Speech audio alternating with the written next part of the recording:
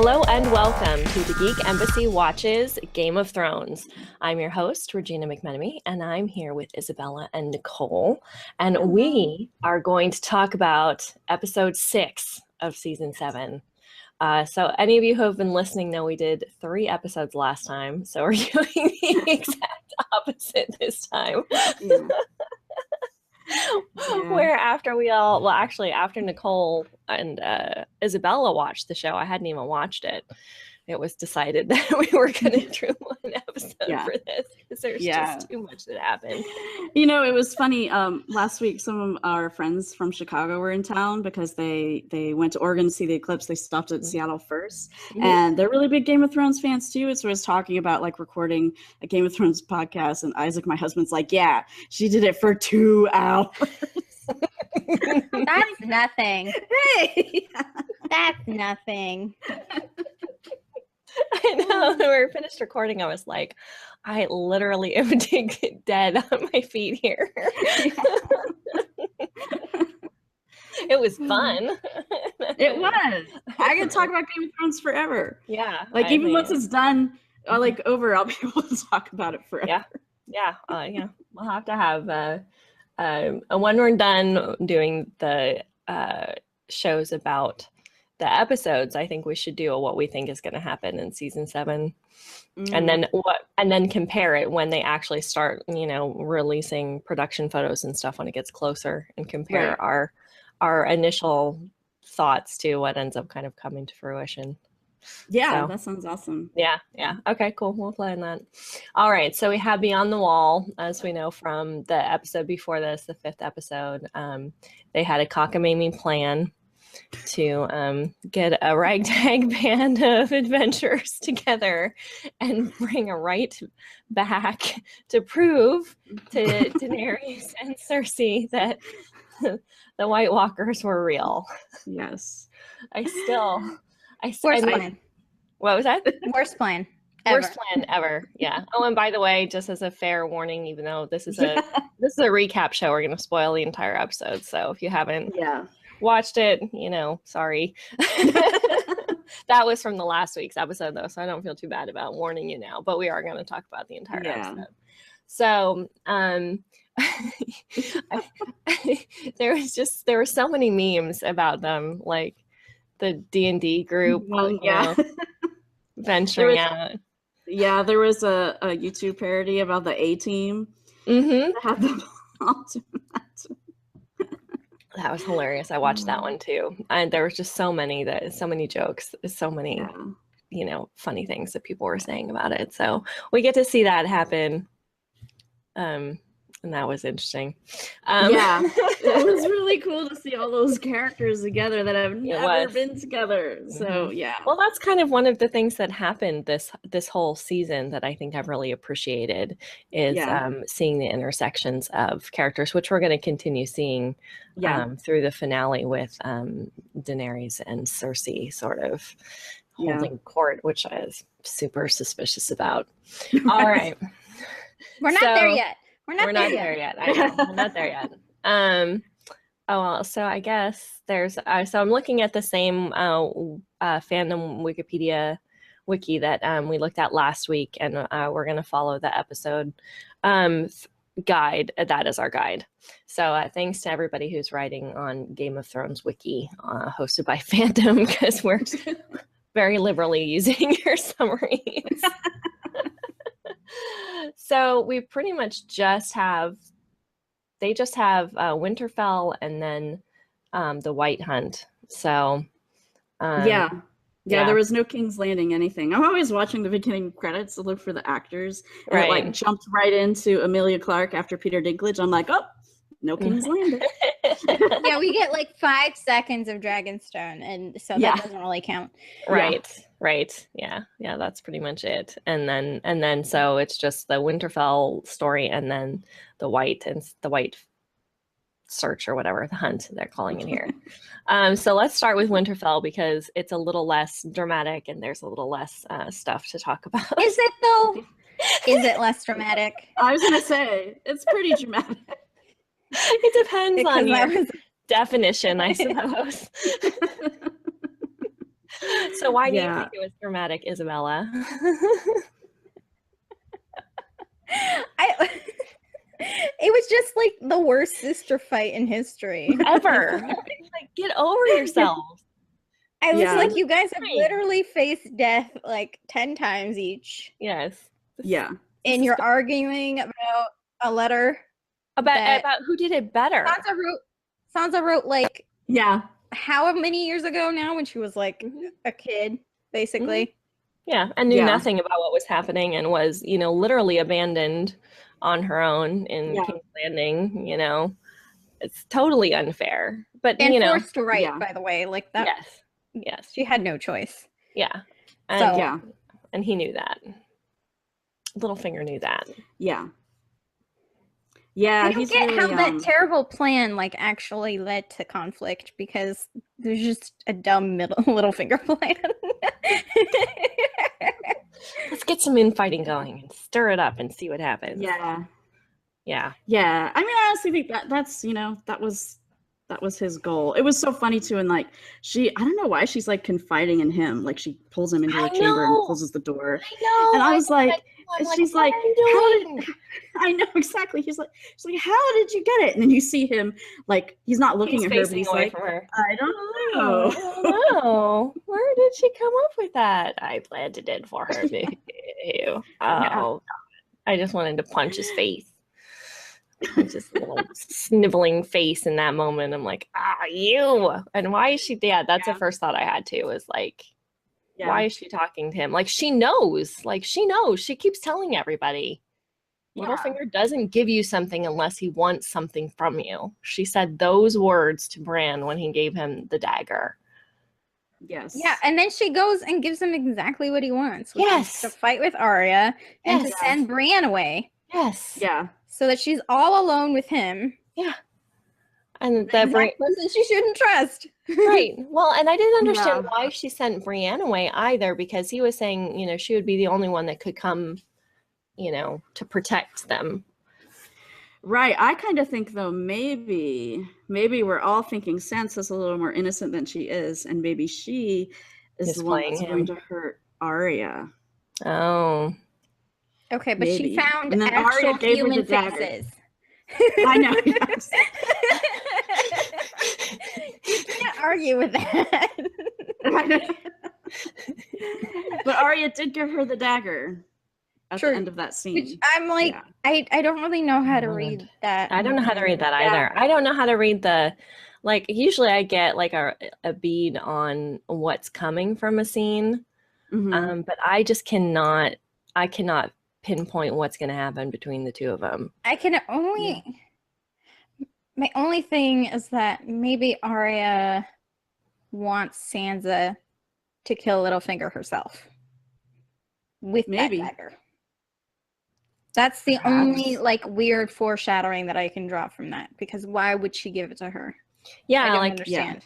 Yeah, I don't understand that either. Yeah, usually I think I know what's going on, but I don't either. Yeah, my husband has been all like, it's like Arya has been sort of like almost godlike, sort of untouchable. Yeah. So he thinks that they're building that up for a huge fall for her, but I don't know. I don't know either of them. I think both of them are a little bit more conniving than we thought they were ever. And that could be. I mean, given what they've been through and given, their experiences, I can see the manipulations training in the interactions they've had with people. And they don't trust each other. And Sansa shouldn't be trusting Arya. I mean, she just shouldn't, because she doesn't know what game she's playing in now that Baelish has gotten in her head to try to position her against him. I don't know. I'm just it's one of those things where I know what Littlefinger wants out of it, because he wants them in fighting. That's been his whole goal, staying there has been to get to pit them against each other, and that's working. So I'll be really happy if Sansa is the one that is playing everybody, if she's set something up, which I was trying to remember. So when she sent Brienne away, it was just her and Brienne in the room, though, right? She didn't send her Yes. away Yeah. with anybody watching her send her away. Because I've seen maybe No. she didn't really send her away. Mm. Maybe she'll be back. I don't know.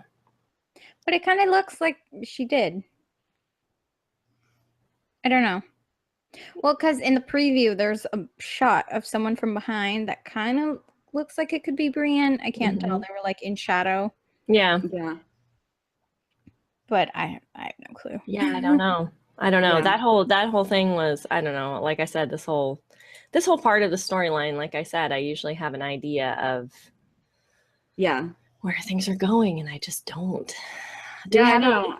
And I don't have any fan theories. So, did you guys see anything? I didn't see anything about this. No. Other than an article that said that maybe Sansa should be running the Seven Kingdoms. And I didn't read it because it was before I'd watched the episode, and I couldn't find it when I went back for it. Oh. Yeah. No, I haven't.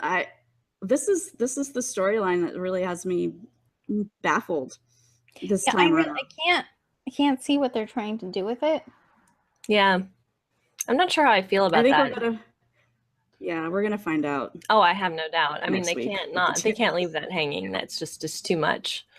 I have a feeling in the finale we won't see what happened to Sam. I think we're done with Sam for the season. I don't think they'll come back to him, even though the way they have him set up leaving, they should go back to him, but I don't think they will. Yeah. And who else do I think we're not gonna kind of return to? Oh, and you know what I wanted? Somebody pointed this out. This will get more into Daenerys and Jon, but Nicole, help me. Her female advisor, the one who speaks all the languages. Oh, Miss Sandy? Yes, Miss Sandy. She's gone. Miss Sandy. Have you noticed? We haven't seen her for like 3 episodes. No, wait. I thought we saw her episode before last. Yeah, that would be when Jon and all those guys took off. Yeah, she was there at the launch, and they had the conversation about what happened with Grey Worm. Yeah, and that was it. And we haven't seen her since then. She hasn't, and she's not even in the background. She's not in any of the scenes when she wasn't on the beach when. Well, I guess she was. She should have been. Yeah, there's like 3 or 4 places she should have been. Because, I mean, she's been at her side since she, plucked her out and decided she was her, interpreter or whatnot. When she, uninslaved her. I don't know. I guess she's just a character that I guess I just don't look for. Yeah, that she's more, But talking about things that we might not get to, do you think we're going to figure out, like, what's the deal is with the Unsullied? Are they just like stranded at Casterly Rock? Like they're pictured in one of the previews, one of the upcoming episode pictures that have been released. Oh, okay. And they were in the preview too. Yeah. So because it showed Grey Worm putting his helmet on, I think, or taking his helmet off. I can't remember which, but they're pictured, and the I think I can't remember if it was Nerdist or BuzzFeed I was reading. Said it's either like Highgarden or somewhere. There's a castle somewhere, and there's a picture of Bronn and Jaime on top of the castle looking out over the Unsullied. So maybe they follow them there. Maybe for some reason. The teleporters this season are strong. I know this I know so specifically. It's not science fiction, but the teleporters and super fast flying ravens. 6 seasons to cross the freaking sea, and now they're traversing the entire continent. In time to Isaac was talking to me about freezing to death. Yeah, I know. He's like, how did that happen? I'm like, we were talking about before we started, like, how long does it take these ravens to fly? Apparently not very long at all. Yeah. Well, my friend at work was really like stuck on that. About the raven, like getting there so fast. Like I'm like, and she flew the dragon back up the length of the continent to get to what? I can get that. It's a giant supernatural creature, but a tiny raven. Yeah. Yeah, between the two, I mean, those two things on top of each other, I'm just like compounding the time that it should have taken. Like, there's no way, like 6 guys standing out with no food and no water. To be fair, I think they were out there for like a night or something, weren't they? Yeah, definitely. Like if you look at sort of the, the environment. So like when Gendry gets to the castle, it's very clearly like early evening. And then the next time we see the guys, it's morning. And then when Daenerys shows up, it's like approaching evening as well. So it's like 2 days that they've been out on this rock or whatever. Yeah. Like I don't think it's unheard of that they survived. I'm more like less likely to believe Gendry like sprinting like a day's journey or whatever. So we just watched them, like there's 6 shots of them like in between the rocks, like as the merry band of fools like heading off on their adventure. And they're going like over ice, and he's just like sprinting into their way without You're dying. the fastest. You could have had at least like one horse. Yeah. Right. I know. I don't know if they didn't bring a horse. Yeah. I guess they thought it would attract too much attention or something. Yeah. But honestly, if we were stuck in that situation, I think I would probably run faster than I ever had in my life. Yeah. I mean, your adrenaline, but that's. He does kind of drop dead at the end of that. He does. Yeah. That was at least good. Well, he did. Yeah. He does kind of drop dead. He just kind of falls and he's like, Raven! Daenerys! Raven and Daenerys! And then that's it. Yeah. I don't know. It's funny. Okay, so let's talk a little bit about. Okay, so we've obviously already gone into the hunting party. So there's 2 flaming swords in this fight. Yeah. Yes, there are. Right. Thoros of Myr confused about. and Beric Dondarrion.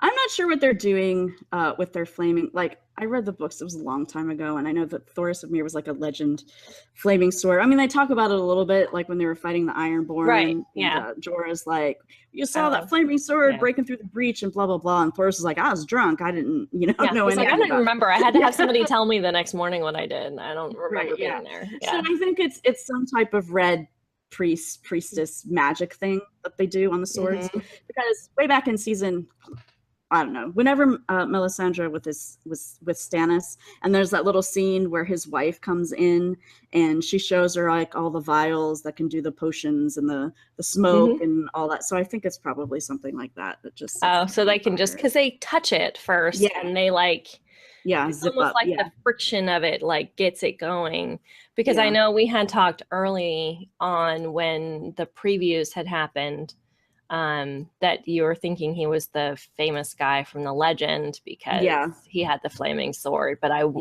figured that because there was it wasn't one sword, it wasn't one sword, and it wasn't a supernatural event that made it flaming. They took the time to show you that they lit them on fire and that they put them out by putting them in the snow. So it had to have had something igniting it. Okay, so we can kind of rule them out as, or that maybe I mean I don't know, although I guess now he is the only one with the sword, right?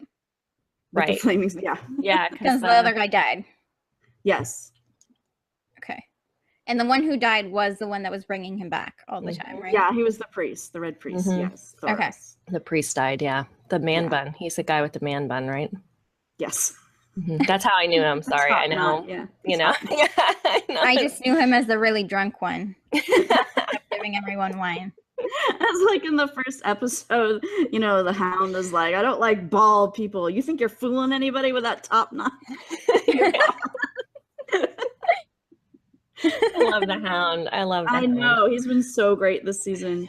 Like, in the previous seasons, it was so sort of serious. Yeah. He's just complete comic relief. Yeah. Because he's like the new Elena, right? Yeah. The tart. He's got the tart tongue.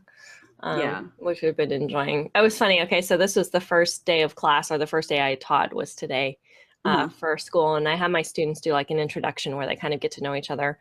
And one of the questions I put up was favorite character from a TV show, movie, video game, or a book.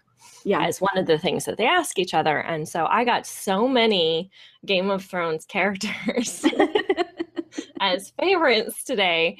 And it was really funny because I was laughing because I was like Tyrion, and a bunch of people said Daenerys, and somebody said someone else. I can't remember who it was.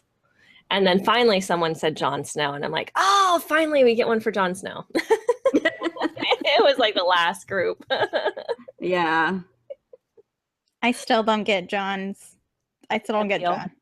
His appeal? Yeah. Yeah. He's like the emo band, like boy band member.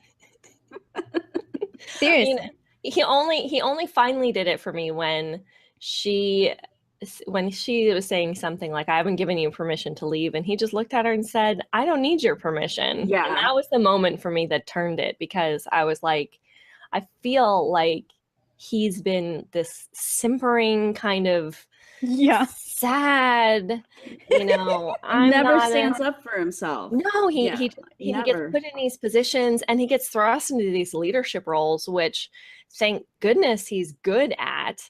Yeah. But he doesn't seek out and I get that that's kind of his theme or whatever. Yeah. But he's always just kind of been like, okay, instead of like, oh, you're sending me to the wall because I'm a bastard, okay, I guess I'm going to the wall, and so he's always had that kind of, he's never had a backbone. And so that was why he never did it for me. And so I was always like, okay, he's got.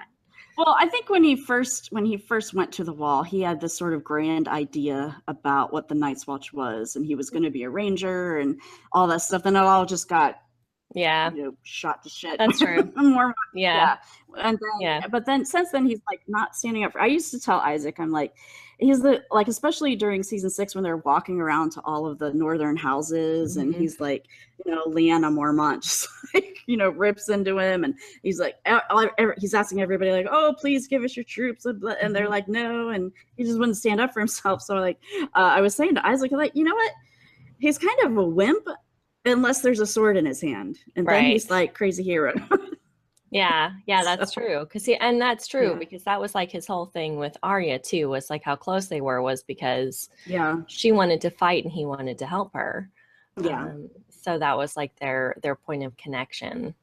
So yeah, I think you're right. So I've always just been, he never really did it for me because he didn't have a backbone. And that was literally the first time I felt like he owned who he was and could just be like, I am who I am. And that's the transformation I've loved about Sansa as well, where I hated her in the beginning too, because she was a simpering teenager who was just like, I want to be pretty and I want to be popular and I want people to like me. And I'm like, let me punch you in the face and see how you like that.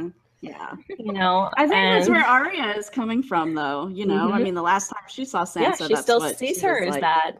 I mean, it's the classic, like, conflict with who you become when you leave your family of origin, and who they remember you to be, because for a lot of people they never get out of that, having to see you as like, I have a friend and he's like, oh, I told my mom you were married, she couldn't believe you were so young and you got married, and I'm like I'm not young anymore, I'm 6 months older than you, like, hello, when did this happen? It's like this idea that I'm still like 16 and in high school and I just got married, and I'm like, no, sorry. But that idea that you get trapped in time, and I think that's part of what kind of was going on between the two of them, is they're still seeing each other, although I guess pulling the human faces out of a bag was a definite breaker of right. I didn't know she carried the faces. Am I the only one who didn't know she carried the faces? Yeah, I assume she had to keep them somewhere. I didn't know this. Yeah, I didn't know either. I thought that it was just like she just whips them out of thin air. Right. No, that it was just like magic. I mean, it's magic, right? And I didn't know she had to actually like wear their faces. But in the House of Black and White, they store the faces on the walls. Yeah, but you have to actually like take them down and use them. But she goes through like whoever, Vigar Morghulis, who the guy who trained her, or who Jaqen H'ghar. Him. That guy. You know the names. I know none of the names. I fully admit to knowing none of the names. That guy. So when she confronts him at one point and she's like pulling the faces off, does that mean he had like a stack of faces on him? Like, I just thought there was some sort of magic that like became part of them. And so that they could just, you know, with their consciousness or whatever powers they had, they could just put the face forward. Yeah. So like they had killed X, you know, number of people. And so they had those faces at their access, not that they had to like, because that means like he had piled on like 10 faces. Yeah.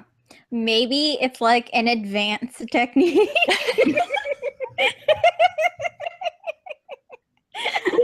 That's a level 10 feat. He like expanded his face inventory. Yeah. Could be, but like, do you remember the scene I'm talking about, right?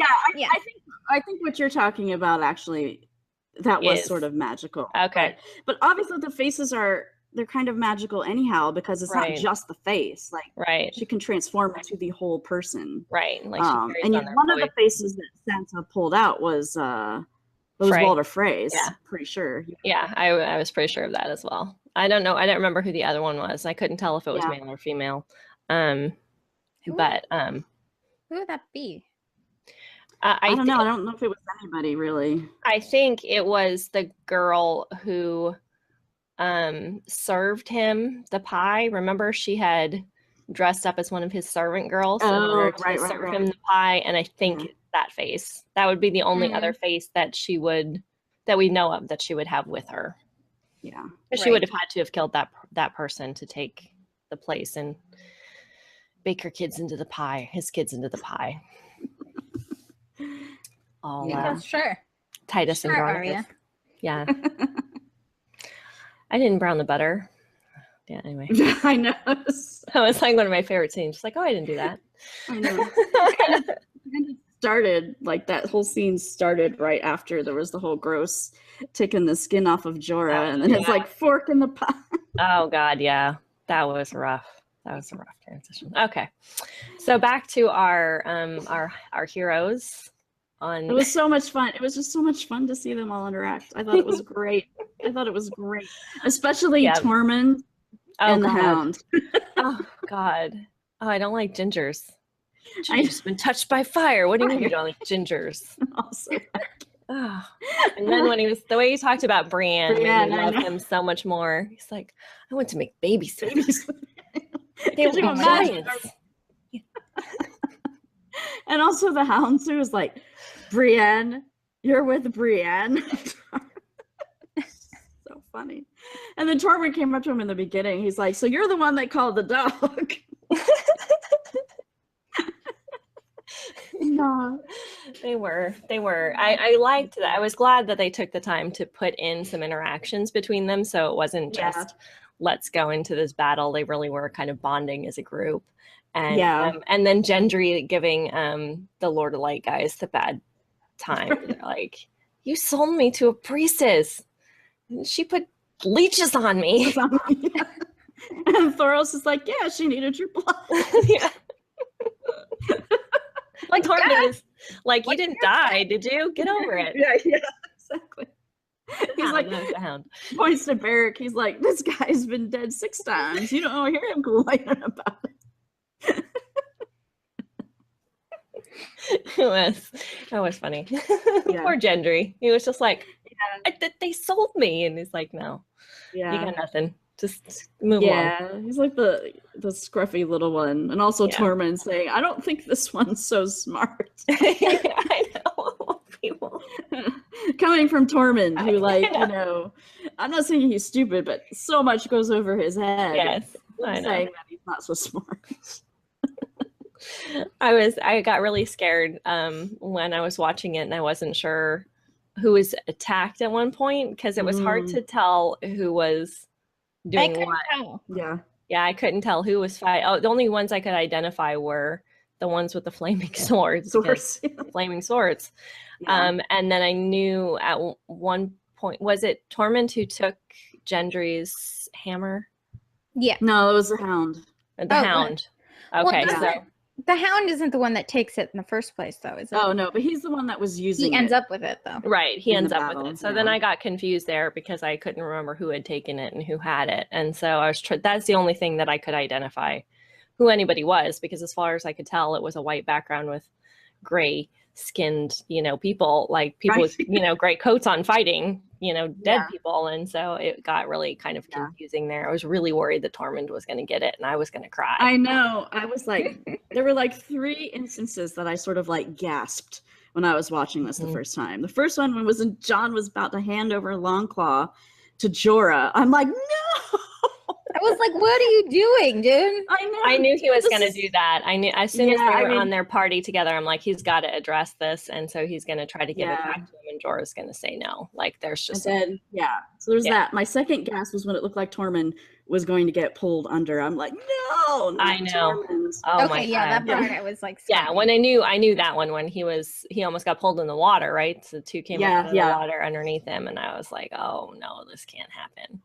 Yeah, I know. Yeah, but then there was one moment when I wasn't sure when the priest guy got bit, who it was that had gotten bit, and I was okay. Oh, who was that? And I'm like, oh, okay, he can go. That's fine. Well, so do we actually know who got like eaten when the polar bear shows up? No, the polar bear was just a red shirt, as far as I could tell. A random guy. Right, okay, that's what I thought. I was like, I can't tell who that is. I hope it's not. It was one of the wildlings or someone who was scouting for them. Yeah. They had put out in the front who we didn't recognize his face, didn't have a name, so like a typical red shirt. Because I'm going to apparently just reference Star Trek while we're because I was talking about transporters. Everyone knows what a red shirt is. Yeah, exactly. Yeah. So red shirts. Yeah. So just disposable characters. Like as soon as he was out in front, I'm like, he's gonna die. Yeah. I know it's gonna get him. Never wander away from the group. Right, exactly. Like, duh. Our zombie polar bear is gonna. Yeah. But I do have to say, I found the zombie polar bear to be deeply satisfying. I have had an issue with Walking Dead not having zombified, animals at all. Like, why? Come on. I mean, there's, if it's animated flesh can be reanimated, then you're going to have zombie dogs and horses or whatnot. Like, so I was like very thankful that at least one zombie show finally had. Well, okay, so I was watching like the behind the scenes, and it was they were talking about like creating the zombie polar bear. But they've wanted to do it for like 4 seasons or whatever. Yeah, it showed up before or whatever. And so like I was like, of course you have to have it here, but I'm wondering what the heck they're doing just wandering around. That's polar bears? That's what bears do. I know, but the show kind of makes it seem like the Night King is like controlling and possesses it. So he's just like controlling them wandering around, or he's like a warg. That's another thing I was reading today. I saw that too. That he had like warg properties, and he can do what Bran does with like putting his consciousness in other creatures. Yeah. Which is kind of like, I don't know if this is jumping around too much, but when they find like the first group of White Walkers. And they kill. Yes, this is my the interesting thing that they kill the leader, and then like 6 of them drop. Yeah, I think I know. I think we talked about that before, or we're skeptical. We're asking like what would happen with this huge army of the dead if the White Walkers fell, and so it looks like the army will fall too. Yeah. So. Which is really interesting. I tweeted, and I think both of you saw it last night. So I tweeted that the White Walkers are really the Borg. Right, because it's the same. I mean, it's the same kind of threat. The large numbers, the assimilation, the pot. Like it's 6 of 9 or whatever. Right? They ran in 7 of 9. 7 of 9. Right. 7 of 9. They ran in small groups. Right. All as kind of like a pod of I'm trying to think of the military term. A regiment or platoon. A platoon. Yeah. So they all kind of run in those small groups with one leader. So I thought that was really a really interesting kind of thing to think about, the comparisons of the threat that is so overwhelming and so large, but that can be taken down in small pieces. Because that's essentially what happened and how they beat the Borg, is they took them down in small pieces. So right. Yeah, and Yeah. infiltrated them, and then broke them by giving them names and personalities. Right. That first White Walker, the one that's leading like the small band of people, he didn't look very scary to me. I don't know if it was the way that that actor sort of like the way he sees the fire and then he stops and he looks around, and I'm like, this just seems like a goofy guy. Because I think before they're all sort of ominous, like they move really slowly, but this guy's all like, huh, what? I was just like that. Yeah, that was kind of a unsatisfying fight scene. He just kind of died immediately. Yeah. But I think that was them trying. I think that was the writers trying to show us that John can kill them with his sword. Right. And he went right for him because he knew that his sword could kill him. Right. So, and that taking the leader down will destroy the other ones. Did we know that already? Yeah. No, we didn't. Okay, because we just found that out. Right. About the sword or about no, I knew about the sword. Killing the leader would take out the group. No, because no. Yeah, that was new for this episode. Yeah. Because I've never gotten that close to one of them before. Right. As far as I know, there's only the 3 of them, right? Oh, the leaders? Yeah. Oh, I don't know. No, there's more than that. I'm assuming that. Oh, okay. Well, I thought he was kind of differently dressed too, and I was going to ask you guys if you noticed that too. That he seemed to have like a quilted coat on that looked similar to what the Night King wears. Right, because I always thought it was the Night King, ones and then like his horse. 2 lieutenant guys. Have we ever seen more than those 2 guys? Well, John killed one in the 5th season. And we know Sam has killed one as well. So I don't think that there's just like a set number of them, because was it 3 or 4 that they looked at off in the distance when they were on the rock, and Jorah's like, here, we fight them, we take out the walkers, we can take out everybody. I don't remember how many people were standing there. It was definitely the Night King, and I don't remember if there were 2 or 3, but I think there's been like a different number of them. Because I just did a quick search, and there's at least 4 pictured, and I don't know what episode this is for, but these are 4 that do not include the Night King. Not the Night King, yeah. So I'm thinking that there's more than that. And let's see, here's one of the scenes from. Now, he's got lots of generals. Yeah. Okay. This one, there's at least 4 pictured in this one too. And they all, again, have armor, like, and coats and like they have shoulder pads. Yes. That kind of go off on their shoulders at an angle like his do. Yes. So I think that those are the ones that have the. Oh, okay. I see. Now I found a picture too. Okay. What was that, Nicole? What did you say? Danny's dress. Yes. It's completely White Walker. Yes. White Walker apparel. And yeah, Cersei's have been too. So everyone is just in White Walker fashion. Yeah. And so I was thinking about that, because I also am no fashionista or have any interest in fashion generally. But I did notice that everybody had started to wear all these darker colors and all the padding. And then I remembered that it's winter. Yeah. Even if it's not quite winter in King's Landing like it is in the north, it must be getting colder there too. Yeah. Not that the White Walkers need clothes. No, not the White. I'm not talking about the White Walkers. I was talking about the others. But it is interesting that you can kind of like compare all those. I'm like, who is there? Yeah. As soon as Danny came out in that outfit, I was like, what?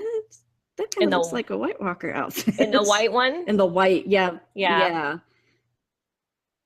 Who is making all her clothes? That's what I want to know. I want that coat. I just want like one scene of someone helping her get dressed. Where the heck these clothes are coming from? Because she was prepared. Why did she have a heavy winter coat? At all? Winter is coming. But they're like in the very south.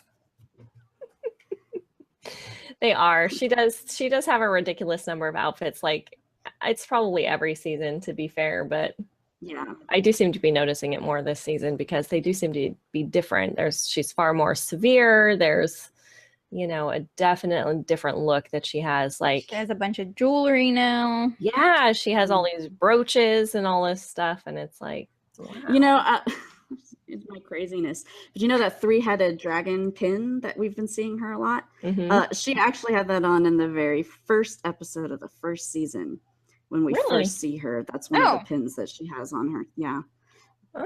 So, yeah, so that must be in like a family heirloom. Yeah. Which makes sense because the Targaryen mascot is the 3-headed dragon. So, right. Yeah. Yeah, because that was the other thing that I noticed in terms of like the symbolic, like she was in light and white colors in the first season. And then as she gained her power and she started sort of coming into her own, she was wearing blue a lot. And then she moved into kind of tans, and it got like progressively darker to the point where now she's just wearing black essentially. So yeah. And that was the other thing too about the dress that she had on when she flew in with the dragons was like, I mean, I don't know if they were trying to say anything really with that, but just making her like the contrast to the White Walker or to the White Walkers because she had the white on where they were the black. But they definitely had the same, you know, ridges, the style, and everything going on. Yeah. Yep. And that was some kind of fur. Yes. Fascinating. It was. I think part of it is just to make her more visible. Yeah. On the dragons. On the dragons. Yeah. Apart from all the other people. Yeah. While they're on the dragon. So she just kind of stands out. Wow, she looks so young. So now I'm looking at season 1 pictures of her. I know. She looks like a baby. Wow. Yeah. I didn't realize exactly how young she looked back then, but she really did. Yeah, I see the pin now on her shoulders. Yeah. Interesting. Oh. Yeah. Well, the actress is really young too. Yeah, she is very young. She's only 30. Yeah. Well, they were all like 21 when they started. So. Yeah, like she must have been pretty young when she started the show. Yep. All right. So our merry band of heroes sends Gendry off and get themselves stranded on a rock. Well, first they acquire a zombie. They do acquire a zombie. Yes, that is true. Sorry, I did miss that. They do acquire the whole point. The whole point of this horrible thing to acquire a zombie. The worst plan ever. For some reason, didn't end up dying when all the other ones did. Right. I don't know how that worked. Right. And they just tie him up. That makes sense. Yeah. Hey, well, I mean, what are you gonna do? Right. They didn't have a box with them, so you know, I assume they had at least thought of some way to restrain this thing. But that whole thing was kind of comic because it was doing it's like like the whole time. He goes to like grab his is it the Hound who goes to try to silence him and his whole face falls off? Yeah. And also like it's all quiet, like with the kind of glacier thing that broke, but then they all just stop and stand in a circle. And we see them after they've basically been there all night and everything is quiet except for that zombie that's like going, yeah. And the Hound kicks it. Right. And then they all make us, did you notice that? Yes, all of it made a sound when they kicked. Yeah. And that was part of what led to my Borg. Oh, right. Yeah. Idea, right? Because they were all connected to each other. So they all knew everything that was happening. So of course, when one of them hurt, the others hurt. So that was what led me to think that, you know, this was the Borg of our fantasy world here. Yes. So do you think that him being captured is what alerted the Night King, or was it really just that scream that he let out when he got captured? I think it's both. I mean, I think I think the Night King would have figured it out, and then I think the scream alerted him as to where he was. Yeah. To lead him to him. Yeah. Yeah. Yeah, and then the other was really comic too. When the one Clegane, I would be like, what the hell is your problem? I would have like thrown rocks him at the zombies. What are you doing? I get you're bored, but you don't throw rocks at the enemy across the ice. Like what? Well, that and they were all waiting. Right. Just keep waiting. Yeah, I know, exactly. And that seems to be what set them off. Mm-hmm. Yeah, it totally oh yeah, absolutely. Happy to just keep waiting. Yeah. Yeah. Yeah. Until like they died or something. Well, they're not going to die again. I mean, yeah, they would have waited forever. No, until the group died. Oh, right, our heroes died to death. Yeah, right. So, but yeah, man, the undead are right. I was like, what are you talking about? Like, they can't die again. Right. Yeah, until our heroes died. Yes, they were just waiting, trying to wait them out. Because our red priest did like die in his sleep. Yes. I assume that's what happened. Yeah. Yeah.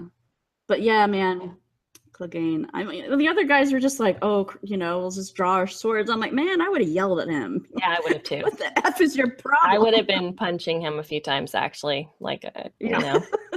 Just like slap him on the head. Yeah, exactly. Slap him upside his head and be like, what are you doing? And why? Like, knock it off. Like, sound like a toddler. Let's throw some rocks. I know, what? Yeah. The zombie that he hit though was so funny too, because he like knocks off half of its jaw. Yeah. And then he fights him again later. And then he fights him again later. And I was like, oh, this is hilarious. They did. I will give them props to the writers for this season, because they're beyond the books at this point, so they can kind of do whatever they want. They really have been enjoying some of the like tongue-in-cheek humor that they've been putting in this season, which is nice because it's all doom and gloom, so it's nice. Right. There's no more like sexy brothel scenes, so we don't see any boobs anymore. And gratuitous sex just sort of happening in the background of scenes. So sex position. Right. So they're replacing that with a little humor. Yeah.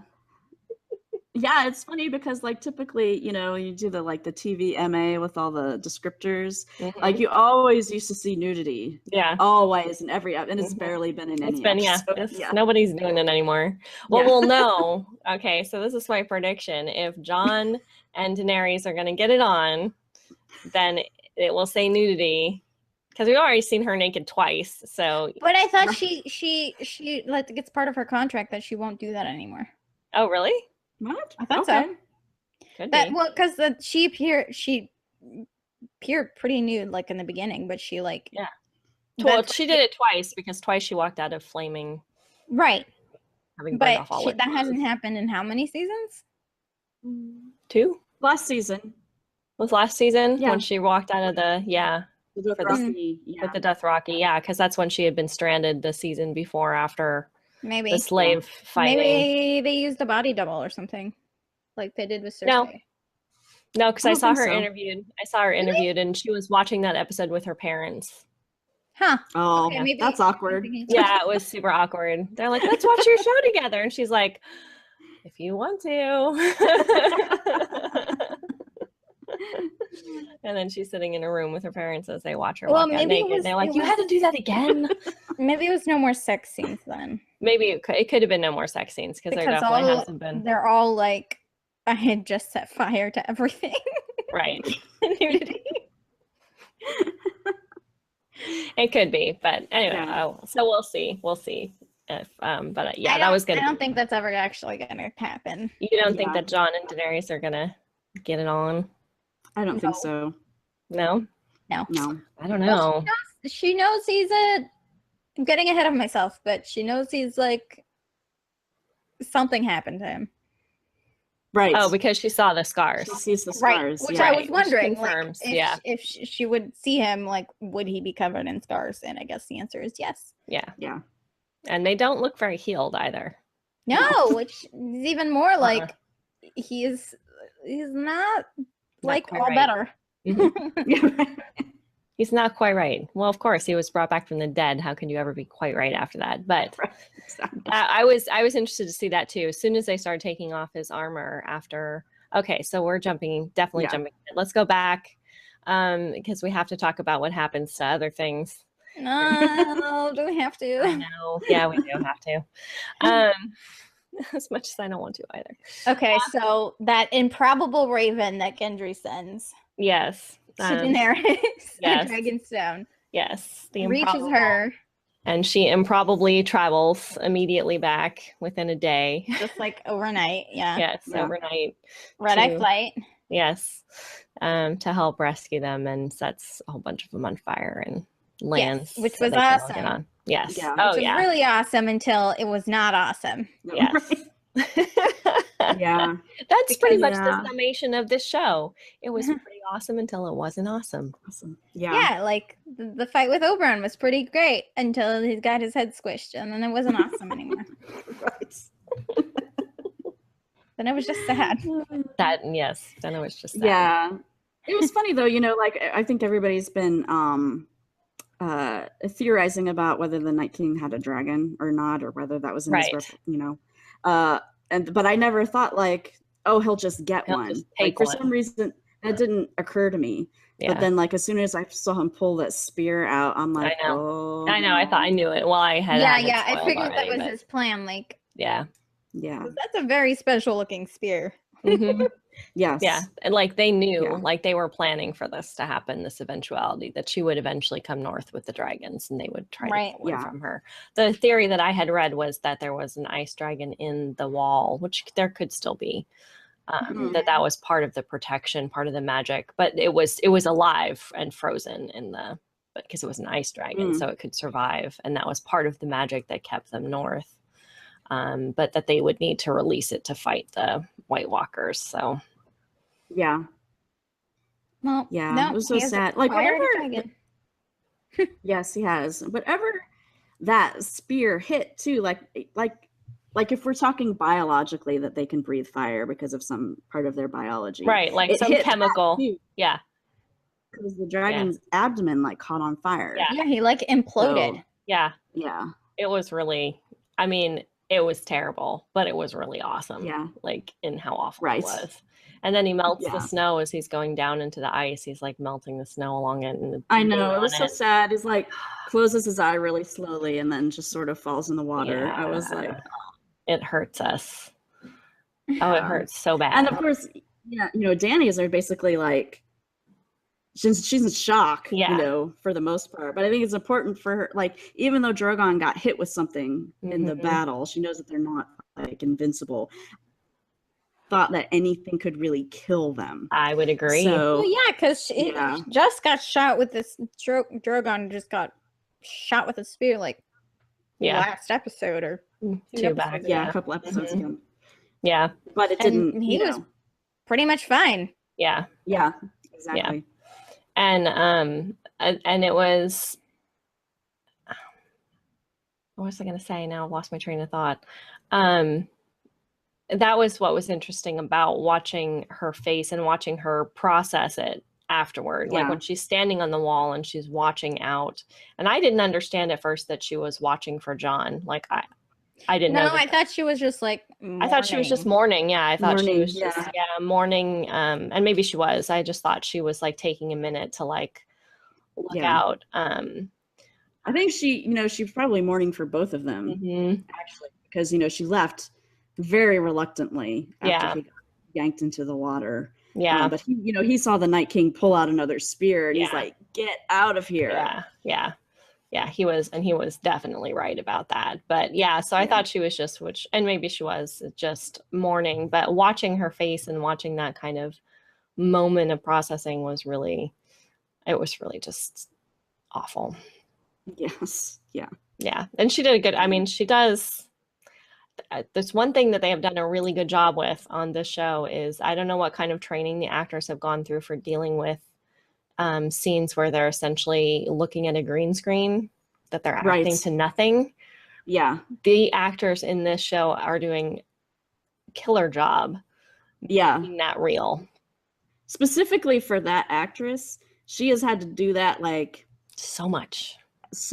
Like there was a behind the scenes of, I don't know if it was this episode or one of the other episodes that they showed her, you know, she's on like this mechanical thing. Oh yeah, that was after this one. I saw that too. Yeah. And then she's got green screens behind her. And as she was talking about like, could they just like put something on a screen in front of her for her to act to, or just some wind? I mean, I don't know. She's Something. like, Yeah, she was like, can you just put some clouds in front of me? Something. yeah. Instead of just green screens to make her feel like she was flying. Yeah. Because I thought about that with the scene with Arya and Nymeria, her wolf as well. Right. She wasn't walking up to the face of a wolf, you know. Right. Yeah. So it's those, they really are doing a great job. Because if you think about, and it's, you know, maybe that's part of just being an actor. That's part of what I was thinking about. Like, that would have to be part of your craft now, because so many movies rely on, you know, green screen CGI technology. You just have to learn how to do it. But these guys are just doing a great job. You think back to, I mean, that's what made the Star Wars prequels so terrible, was how hollow the acting was, right? I mean, just the actors and the writing was terrible as well, but they were all acting in empty rooms. So you know, that was part of it, was they didn't have that. And I just think it's really impressive that they've done so well with these guys, getting those like true emotional reactions on their faces from essentially nothing. So it's some talent. There's some good direction going on in that. The wolf, when you mentioned the wolf too, that reminded me, I didn't say we were talking about it, but I guess I wasn't paying that much attention when they said like, oh, it's a bear. I didn't hear that. So when this big creature came running at them, I thought it was Summer. I thought it was Bran's direwolf. I thought it was a wolf too. Yeah. Because I was like, because as soon as, you know, it was sort of like ambiguous whether or not Summer died last season. Like, it was kind of weird. He didn't really see it. And, but like, you know, Mira says that he died and that Hodor died. And oh man, I don't want to see an undead Hodor. Say, hopefully we won't see that. No, that's terrible. I hadn't even thought about that. No. It's bad enough to think about the the giant, you know, which, you know, people were speculating was one of the ones that Bran saw in the first vision he had of the army coming. Yeah, I don't think it was one. I just think it was other giants. Yeah. Interestingly, so I have been watching on Amazon, and they had the X-ray with like the trivia. No trivia on this episode. None whatsoever. They didn't put anything. And usually they have some notes that say like, this happened in this scene. And like, there were so many things that you could have referred back to in this. Yeah. None of it.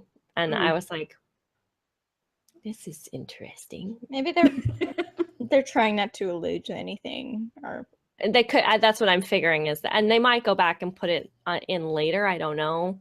But I wondered if they didn't want to give anything away for next week's episode for the finale. So yeah, okay. So Daenerys comes and saves the scene. Jon is saved by and Benjen, he pulls himself out of the water. I know. I just want to say, like, that whole thing of him coming up out of the water and going, how many times are they going to make him do that in this show now? I know, right? I just started cracking up when it did that. I was like, well, especially since one of the theories is that he's not actually breathing anymore. Right, I know. So it's like, that's what I figured. Like, the only way that he could like survive underwater so long is if he wasn't breathing. Yeah, because that's a long time. Also, the cold wouldn't affect him as much. Right, because he's not circulating blood anymore. Water that cold would kill you in like a couple minutes. And his wounds weren't healed. I told you he's a zombie. Okay. He's at the ones who, you know, the red priests and the red priestesses bring back. They are definitely compromised. I mean, you know, he said that. Beric Dondarrion. Yeah. I suspect that's why he only has one eye. Or did he lose that before? I have no idea. Like, maybe that's just part of like the decay of dying so often. I don't know. Yeah, I don't know either. I don't know all the many ways that he died when he died, but yeah, I think you don't get introduced to him until, I don't know, whatever season it is, when he fights the Hound and the Hound kills him, and then Thoros brings him back. Right. But I'm pretty sure he already was missing an eye. He was already missing an eye, yeah. Then, yes. Yeah, he was, because that was one of the only ways you could identify him in the cave with all the other believers who were in the cave at that moment. Well, it's my headcanon that he lost that eye one time when he died, and I can work with that. I kind of had that same feeling, like he either died that way because you could, somebody could have shot him through the eye with an arrow or something like that. And... Oh, I found it. He lost it during one of his deaths. Okay. So he was captured by the Lannisters, and they executed him. So they both hanged him and stuck a dagger in his eye. Overkill. Yeah. Well, Lannisters. Yeah. Right. So. What do you expect? A Lannister pays his debt twice. They're just like, they couldn't decide how to kill him, so they just did both things. Yeah. Just like with Lady Elena, he wanted to like skin her alive and poison her and do this and do that, right. Yeah. So can we talk about Tyrion for a little bit? Sure. Because I feel like something is sort of percolating there, because I think he made the comment about her telling all the names of these heroes, and he's like, oh, they all fell in love with you, and then immediately after I started wanting to ask about the succession, right? And then I was wondering why he was bringing that up now. But then when she leaves on the dragons, he is like completely heartbroken. So I think he's in love with her. He's in love with her because he was like yelling at her like, oh, they knew the risks when they went and blah blah blah blah blah, where he's like, oh sure, John, out of the way. My competition compromised. Yay. So I mean, something's going on there, and he's been a character that I have loved from the beginning. Me too. I just feel like he's just been so real, like where everybody else is sort of deceptive, he's been so real. But maybe now, I don't know. Yeah, I don't know. That's an interesting question. I've thought that too. That he had already. I thought she might have feelings for him too. There was one scene when they're talking about in the after things, they were talking about how they had constructed the scene so they would be eye to eye when she asked him to be her hand. Right, yeah. So he's standing up and she's, so they're eye to eye with each other, and that she's very careful about, being at his height. Jamie is like that too. And that was one of the things I loved about the scene with Jamie from last episode, where he goes and they're trying to make the arrangements to have the armistice, and Tyrion says to Jamie, you just he's like, you just gave up Casterly Rock. It's like no nostalgic feeling, no sentimentality. You just gave it up. And it so showed the difference between who they were. And I think that's one of the things, because I tend to be slightly on the over sentimental side myself, that I think has drawn me to Tyrion, is that he does, as the outsider in his family, he does have that kind of longing for a connection with them that he probably never really had and always kind of wanted, especially if you think about the fact that he grew up watching his brother and his sister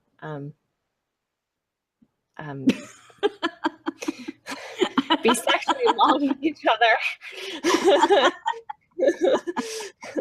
I almost talk about feeling out of place. Why did I get any? Sorry. No, the other thing about that too is that it was his idea to send the guys north as well. So another horrible Tyrion idea from the from the season. I know. Yeah, he's struck out quite a few times. He may drink and know things, but he doesn't always know the right things. He hasn't been drinking. Well, I guess I was going to say he hasn't been drinking very much this season, but now when I think about it, he's had a wine cup in his hand almost every time I've seen it, except when he's outside. Yeah, I was going to say, except on the scenes when they're like, when he's delivering her the bad news. He probably should have handed her a glass of wine. Sit down and drink this. Let's talk. I can tell you about the things I know when you've had one. Yeah, so that'll be interesting to see. You could be right about, there's so much manipulation of people in this. I know. Emotional and otherwise. Yeah. This is I mean, I don't know. That would be a twist that I would had never ever would have seen coming. Yeah, me but too. now I'm like thinking, I mean, him being in love with her is one thing, you know, but sort of like it seems like he's sort of setting up the competition to fall is and while at the same time talking about the succession. It's a little fishy. Yeah, that's a little fishy. It's interesting. One of the preview pictures for next week's episode has Cersei standing with her hands on her stomach. So, and of course, everybody's wondering if she's really pregnant. Right. She's lying. Yeah, I think she's lying too. I mean, it wouldn't be beyond her. No, it wouldn't be beyond her. But I don't know. Because it probably caused everyone else to be, I don't know, sympathetic towards her. Yeah, probably. Like, although, you know, like outright kill her. If that comes up, that's going to be a very sensitive topic with Dany because she can't have kids. Right. Oh, I have no doubt that as soon as she meets her, especially since Cersei has lost all of her kids already, and Dany just lost one of her kids. Yeah. I don't know. I don't know. Now, do we know if Dany's actually going to make the scene? Because all the pictures don't show her in the meeting so far. That's right. That Tyrion goes with Jon and doesn't actually let her go face her. Maybe. I think she's going to land on the dragon. Because they're like I don't know where they are, but they're like in a big open room, and I couldn't tell if it was inside or outside. I think it's the dragon pits in King's Landing. I read that we've never seen before. So, okay, but that's what I was thinking. So when they said dragon pits, and then she wasn't there at first, I'm like, she's going to show up on a dragon because that's what I do. I had 3 dragons I could run in on a meeting with, you know, the crazy queen. She'd risk that after everything. Well, they wouldn't be expecting it. Yeah, it's not like flying in battle, right? It's not like her flying into battle with a dragon, which they would expect her to have him at the battles. Yeah. Well, this is supposed to be like a meeting of leaders or whatever, right? Right. So I don't know if that's like the best. I'm not saying it's a good decision. Peaceful meeting. I'm not saying it's a good, but I'm wondering if that's what she's going to do. She's going to be like, "You want to see me here? This is my dragon." I don't think she's going to risk it. Not when they have. Not when she just lost one of them. Yeah. Yeah. Well, and the whole point of it is not for them to meet. It's like to. It's for them to, you know. For them to see the undead thing. So. Yeah. Right. Well, there's no need to convince her now. Yeah. Yeah. Because she says that in the bedroom scene. Yeah. Bedroom scene. It's not inaccurate. I guess. Okay, can we talk about how weird that scene is? It's just kind of uncomfortable. It is. Like, and I don't know if that's because I know. Yes. Because we know and they don't know. That's that's like the best storytelling is when the reader knows something the characters don't know. Okay, yeah, but her specifically the line where she's like, the dragons are my children, and they're the only children I can't have that I'll have because I can't have anymore. Now, they have brought that up at least 6 times this season that she can't. Right. So, do you think they're like false foreshadow, like it's a red herring that they're like she's gonna end up with a kid? Pregnant. Yeah, I have no doubt. She's never That's why I think she's going to get it on with Jon, because I think that's going to be when she gets pregnant. So we're going to have another incest baby? Yes. The Targaryens were known for it too. Yeah. Yeah, they were. But typically it was on like the same generation. So this is like... Yeah, like she grew up thinking, because I remember that from the first book. I read the first and the second book. She was going to end up with her brother. Yeah, she thought she was going to marry her brother. Like... Yeah, that's what she thought her. I was saying with her and Jon, it's like technically a different generation, right? Because she's like his aunt, so that's I don't know, more or less weird. Yeah, I don't know. I can't speak for Targaryen. Right. At least it's a, at least there's a little mixing blood in there, so it wouldn't be quite as bad as Joffrey. Right. Yeah. And they were like, the other thing is obviously they're hinting to Jon's thing more because I think it was Dondarrion. He said that he doesn't look much like Ned Stark and that he favors his mother. Yes. So he must favor his mother. Yeah. Which, Yeah. Which is Ned's sister. So. Right. Yeah. Yeah. But yeah, that's why I think that, because they have brought that up so many times. She keeps saying it, like she said it 3 times, these are my children to him. Yeah. I can't have other children. Like But is she driving the point because she thinks she's going to end up with him somehow? I don't know. Because he is like the closest thing to an equal that she has right now. Yeah. And it would make sense strategically. Because she's always been meaning to marry for gain, not right. Maybe she just wants him to know for sure, if it were to happen between us, I wouldn't have kids. Like, I still think it means she's going to get pregnant. Like, that's the only thing. I'm like, I don't understand why they put it in this context over and over again. Yeah, the other thing too was like when Jorah refused the sword, he said to Jon that it was his or his children. Yes, I caught that one too. Yeah. Yeah. And I was like, why does everyone keep telling Jon about children for? Because he's going to become a daddy. An undead daddy. A dragon daddy. Is this going to be a Twilight situation? Where we have to discuss like the possibility of undead people impregnating other people? Well, apparently her baby that she lost was, we don't know for sure if that witch was telling the truth or not. Right. But she said that it had leathery wings and scales. And so it made it sound like she actually gave birth to a physical dragon. If that witch was telling the truth. Right. Yeah. So. Yeah. I don't know. 2 Targaryens. Only could see. Yeah. I don't know.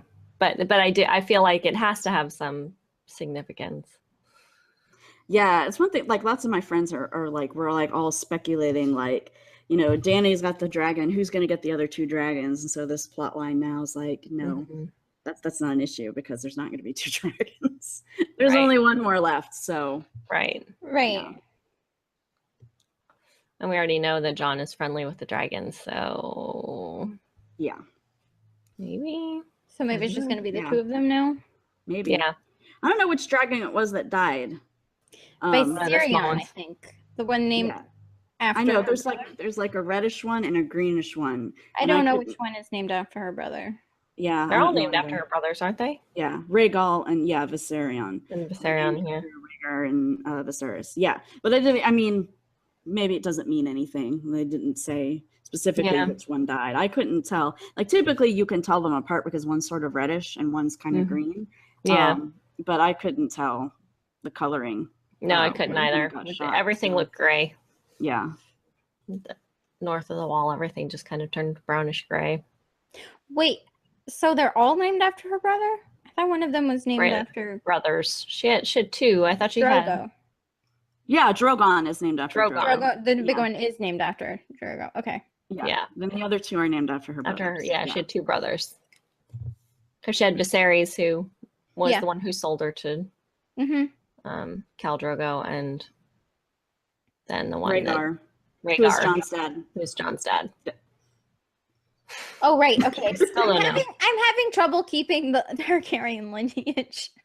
Well, gee, I thought they were cousins. I thought Daenerys and Jon were cousins for the longest time. I was talking to my neighbor, and he asked me to help him understand things, and I'm like, oh, well, they're cousins.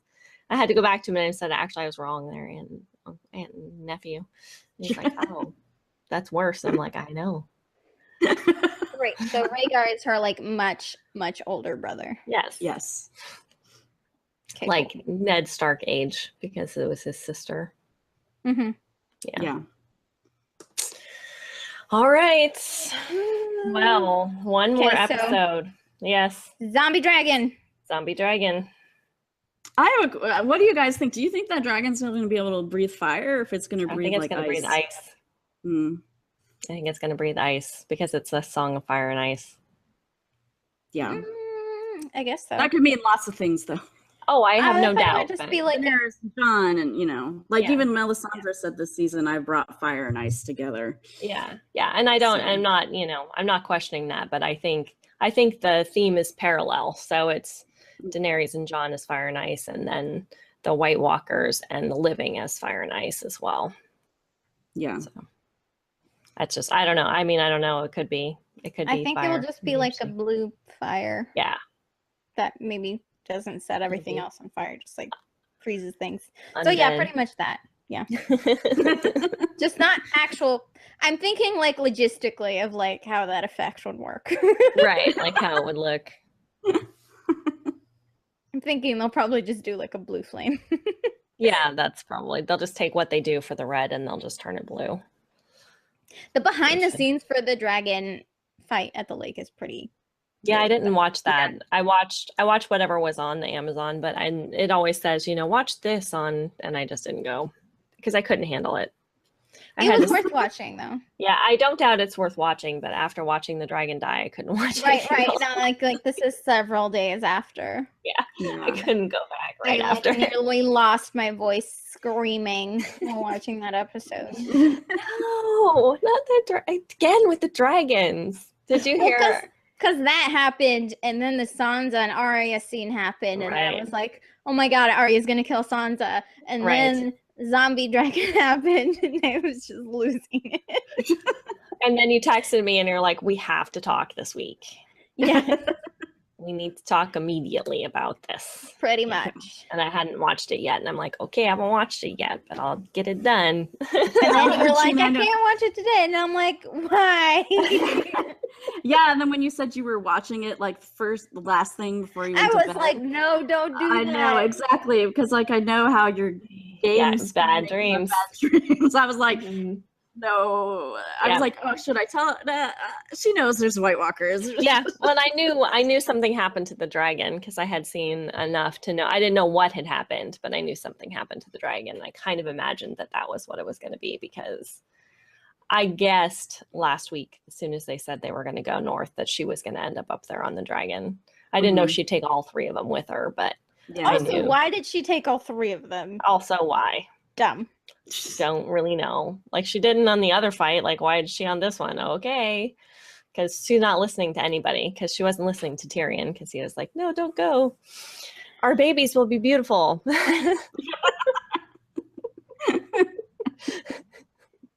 That's what Leonard says when he first sees Penny.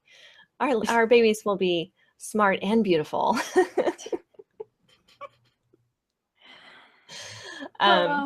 But yeah, I wondered why she took all of them too. But so I knew something had happened to the dragon, and I did watch some other stupid TV after, so I didn't watch it before I went to bed. But I did watch it when I went to lay down because it was really like literally the only time I had to do it yesterday. So. Oh my God, I'm reading the rest of this wiki page and it's kind of hilarious because there's a section of them talking about how a raven can't go to Dragonstone and then Dany could ride her dragon back up. Yeah. And they like list all the reasons why. I didn't even realize the page went on that far. Like I always got to like I didn't either. The production links and I just stopped looking. Oh my God, it's huge. Like there's a map. Yeah, there's a map and they're talking about I'd seen a couple of those too with lines about like how long you'd have to go. Oh wow, yeah. On Dragonstone. That's so funny. Yeah. Oh, they start talking. Yeah, anyway. So check out, I'll have a link to this one so you guys can check it out and you can see all the discussion. Okay, if you're listening and watching, what do you think is going on? Do you think that the dragon is going to spew fire? Hot fire or cold fire? Cold fire. Right. What? Liquid nitrogen. It's going to spew liquid nitrogen. Exactly. It's just going to freeze everybody. Dry ice. What do you think? Are Jon and Daenerys going to get together? I did want to bring up that he calls her Danny, and she's like, I know. And the last person who called me Danny didn't end well. Right, yeah, exactly. It was kind of weird that he even called her that. I did. I thought that too. I'm like, why would you pick that? Like, wouldn't you like kind of like want to be a little bit more familiar with somebody before you said Danny? But then I thought that was like throwing a bone to the fans because a lot of the fans call her Danny. Yeah. And also, too, the only other person who called her Danny was her brother. So the relation thing. Yeah. Oh, yeah. Yeah. Pulling back to the fact that they're related. Yeah, could be. So, all right. Are Jon and Daenerys going to get together? What other questions could we give our listeners? What is up with Arya and Sansa, and how's that all going to turn out? If anybody listening has any insights about Arya and Sansa, I would love to hear them, because this is crazy. And I'm not really sure what's happening with the crazy, but man, it's big crazy. Yeah, so who is going to kill Littlefinger? That's what I want to know. There you go. Who's going to kill Littlefinger? Because that was Nicole's theory that he was dying this season. So I still think it is. I don't know exactly how it's going to end. I will feel some great satisfaction if it's Sansa who like drives a dagger into his heart. I also wondered if Arya gave her the dagger and she's going to come in contact with a White Walker somehow.